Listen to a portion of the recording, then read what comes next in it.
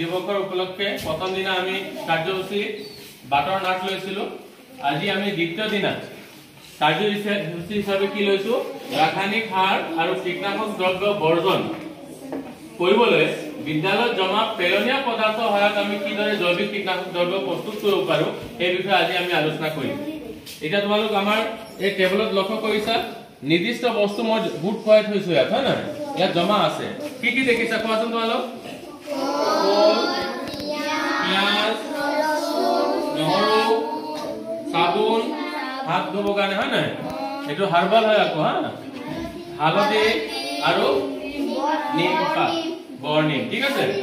এইকেইটা বস্তু আমি বিদ্যালয়ত সাধাৰণতে পাওঁ বা নিজৰ ঘৰতো থাকে নাথাকে।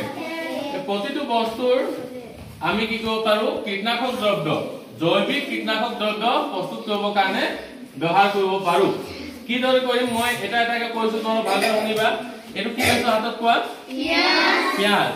মনত থবা, পিয়াজত এটা পদাৰ্থ থাকে যাৰ নাম হ'ল সালফাৰ। তোমালোক যেতিয়া 9 বা 10ত যাবা তোমালোক সালফাৰৰ বিষয়ে পাবা, হয় নহয়? এই যে পদাৰ্থ ইয়াত আছে সালফাৰ, এই সালফাৰ পদাৰ্থে কি কৰে, এই যে গোবৰত পোক ওলাই যে দেখিছা নে, হয় নহয়? তোমালোক কি পোক বুলি কোৱা? গোবৰুৱা, হয় নহয়? ঠিক আছে। তেনেকুৱা যদি পোক ওলাই আমি যদি পিয়াজৰ ৰস ব্যৱহাৰ কৰো, কোনোদিনে গছৰ পাতত বহিব নোৱাৰিব, ঠিক আছে। তাৰপিছত মই কি লৈছো, নিম। নিমৰ যদি আমি কি কৰো, পানীত যদি ৰস উলিয়াই লওঁ আৰু যদি আমি ব্যৱহাৰ কৰো, তেনেহলে গছৰ পাতত পোক পৰুৱা কোনোদিনে নবহে, পৰুৱা নহব। কি নহব? পৰুৱা নহব। তাৰপিছত দেখিছা কি লৈছো মই? নহৰু বা গাৰ্লিক বুলি কয় ইংৰাজীত, হয় নহয়? ইয়াৰ সহায়ত যদি তোমালোক ইয়াক কি কৰিবা, উলিয়াই যদি তোমালোক ব্যৱহাৰ কৰিবা, সেই একে ইয়াৰ সহায়ত কি কৰিব পাৰিবা, তোমালোক বীজাণু মাৰিব পাৰিবা, বুজিছানে? তাৰপিছত আৰু কি লৈছো মই চোৱা, হাত ধুবৰ কাৰণে হাৰ্বাল চপ লৈছো, হয় নহয়? ইয়াৰ পৰা আমি 2 টোপাল মান লৈ কিনি পানীত মিহলাই লওঁ। ইয়াত দেখিছানে কি লৈছো মই? এতিয়া যিবিলাক পদাৰ্থ মই নাম কলো, নহৰু, পিয়াজ, হয় নহয়? এইবিলাক আমি পেষ্ট বনাই পানীত কি কৰিব লাগিব, নিৰ্দিষ্ট অনুপাতত মিলাব লাগিব, হয় নহয়? মিহলাই তাত অলপ আমি 2 টোপাল মান কি কৰিব লাগিব, এই যে হাতত থকা চাবোন দি দিব লাগিব, হয় নহয়?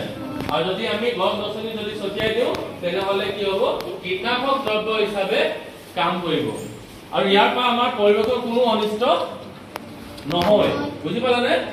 আমি কি কৰিব লাগে, ৰাসায়নিক পদাৰ্থ বৰ্জন কৰি ইয়াৰ যিবিলাক পদাৰ্থ আছে, যেটা আমাৰ ঘৰতো আমি পাওঁ, হয় নহয়? এইবিলাকৰ সহায়ত কি কৰিব লাগিব, কীটনাশক দ্ৰব্য বনাব লাগিব। মনত থাকিবনে? তোমালোক কোৱাচোন কি কি পদাৰ্থ ব্যৱহাৰ কৰিব পাৰি? পিয়াজ, পিয়াজৰ ৰস, নহৰু,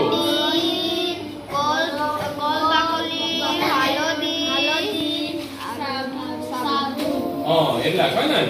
এতিয়া কলৰ বাকলিৰ বিষয়ে মই কৈ দিছো তোমালোকক। কলৰ বাকলি পানীত মিহলাব নালাগে। কল খোৱাৰ পিছত যিটো বাকলি ওলাব, গছৰ গুৰিৰ ওচৰত কি কৰিবা, এনে পেলাই দিবা।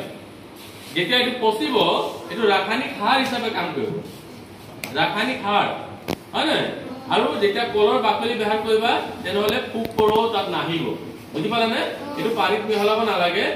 কল খোৱাৰ পিছত ইয়াৰ বাকলি গছৰ গুৰিৰ ওচৰত পেলাই দিব লাগে, বুজিছানে? কিন্তু গুৰিৰ ওপৰতে পেলাই নিদিবা, ঠিক আছে? তো মনত থাকিবনে? তোমালোক গৈ কিনি ঘৰত এনেকুৱাকে কি কৰিবা, জৈৱিক কীটনাশক দ্ৰব্য নিজেও বনাবা, নিজৰ মা দেউতাক শিকাবা আৰু লগতে সমাজক শিকাবা। শিকাবানে? ঠিক আছে, ধন্যবাদ।